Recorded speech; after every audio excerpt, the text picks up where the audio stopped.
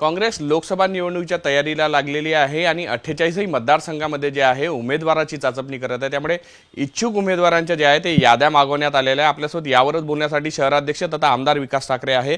विकास भाऊ, काय सांगाल, कशा पद्धतीने नियोजन चालू आहे? 48ही मतदारसंघामध्ये जे आहे ते याद्या मागवलेल्या आहे इच्छुक उमेदवारांच्या। मला वाटतं कालच आम्हाला प्रदेश काँग्रेस कमिटीकडून माहिती आली की नागपूर लोकसभेच्या जागेसाठी जे इच्छुक उमेदवार असतील त्यांची नावं 10 तारखेपर्यंत प्रदेशला पाठवावी।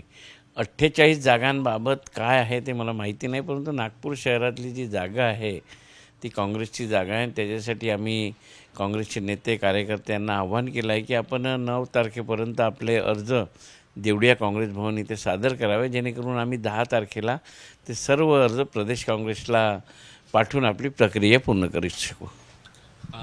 केव्हापासून ही अर्जाची मागणी आहे ती करणार आहे, सुरुवात होणार आहे आणि या सगळी प्रक्रियामध्ये किती दिवसाचा तुम्हाला आता 10 तारखेपर्यंत म्हटले जे अवघे 2-3 दिवस मिळणार?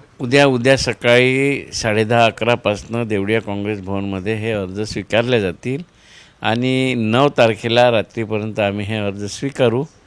10 तारखेला सकाळी किंवा 9 तारखेलाच ही यादी आम्ही प्रदेश काँग्रेस कमिटीला पाठवून देऊ। कशा पद्धतीनं हा जो क्रायटेरिया असेल उमेदवारांचा, कारण की काय त्याच्यात म्हणजे सगळेच इच्छुक उमेदवार असतील किंवा कारण की नागपूरसारखे ठिकाण म्हटलं किंवा इतरही ठिकाणी म्हटलं तर तसे दर्जेदार उमेदवार आहे, म्हणजे क्रायटेरिया काय आहे? तसं तिकीट मागायला कोणीही मागू शकतं काँग्रेस पक्षात तिकीट, परंतु उमेदवार ठरवण्याचं काम हे पार्लमेंटरी बोर्डाचं, अखिल भारतीय काँग्रेस कमिटी, प्रदेश काँग्रेस कमिटी यांचं असतं। आता इथनं नाव गेल्यावर ते त्यांच्या क्रायटेरियामध्ये बसतात काय? आता ते अनेक क्रायटेरिया असू शकतो, निवडणुकीचा अनुभव असू शकतो, जनतेशी किती त्यांचा संपर्क आहे, त्यांनी काय कामं केले आहे पक्षासाठी, केव्हापासून काम करत आहे, या सगळ्या बाबी पार्लमेंटरी बोर्डात चर्चिल्या जातात आणि त्या क्रायटेरियावर उमेदवार ठरतो। आमचं काम फक्त आहे इथनं जी आलेली नावं ती नावं प्रदेश काँग्रेस कमिटीला पाठवणे आणि प्रदेश काँग्रेस कमिटी पार्लमेंटरी बोर्डासमोर ते ठेवून त्याच्यावर निर्णय घेते। तर ही प्रक्रिया आहे, ही प्रक्रिया पूर्ण झाल्यावर कोण उमेदवार फिजिबल आहे हे आपल्याला दिसेलच। एकीकडे आता अशी चर्चा आहे की महाविकास आघाडीमध्ये सोबत सगळे पक्ष लढत असताना कुठेतरी काँग्रेस स्वबळाचा नारा तर देत नाही ना, त्यासाठी तर ही तयारी नाही। मला वाटते की काँग्रेसचा तसा जनाधार राज्यातल्या प्रत्येक बूथवर आहे, प्रत्येक मतदारसंघामध्ये आहे। प्रत्येक मतदारसंघात तिकीटचे इच्छुक लोक आहेत आणि जोपर्यंत जागा ठरत नाही तोपर्यंत तयारी करून ठेवणं काही वावगं नाही आहे। जेव्हा ज्या वेळेस ठरतील की या जागा यांना दिल्या त्यावेळेस तो निर्णय राहील, परंतु कुठलीही जागा आघाडीतल्या कुठल्याही व्यक्तीला दिली त्याच्यासाठी काम करणं काँग्रेसचं कर्तव्य आहे, म्हणूनच ही पूर्वतयारी आहे। पण ही जागेची तयारी जरी पूर्व असली तरी 48 जागेवर चाचपणी करते, त्यामागे नेमका काय हेतू? 48 जागेवर काँग्रेसचे उमेदवार लढले होते ना मागच्या वेळेस।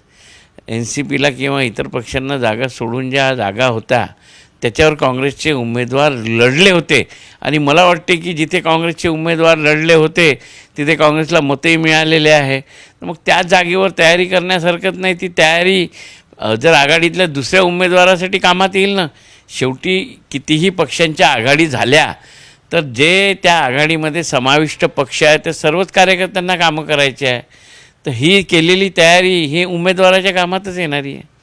नक्कीच कुठेतरी काँग्रेस जरी हे चाचपणी करत असली तरी 48ही मतदारसंघामध्ये जो आहे काँग्रेसला जो आहे जनाधार आहे तो जनाधार तपासला जाईल आणि जर आघाडी झालीच तर त्यावेळेस मात्र या सगळ्या जागेसाठी सगळ्याच आघाडीमध्ये जे पक्ष असतील त्यांनी तयारी केली, मात्र काँग्रेस स्वतःची तयारी एक प्रकारे या माध्यमातून करताना दिसून येत आहे। व्हिडिओ जर्नलिस्ट सौरभ भोलेसह पराग डोबळे, साम टीव्ही न्यूज, नागपूर। देश विदेशातील प्रत्येक घडामोडींचे लाईव्ह अपडेट मिळवण्यासाठी आता साम टीव्हीच्या सर्व सोशल मीडिया प्लॅटफॉर्मला लाईक, फॉलो आणि सबस्क्राईब करा। तसंच सर्व नोटिफिकेशनसाठी बेल आयकॉन प्रेस करायला विसरू नका।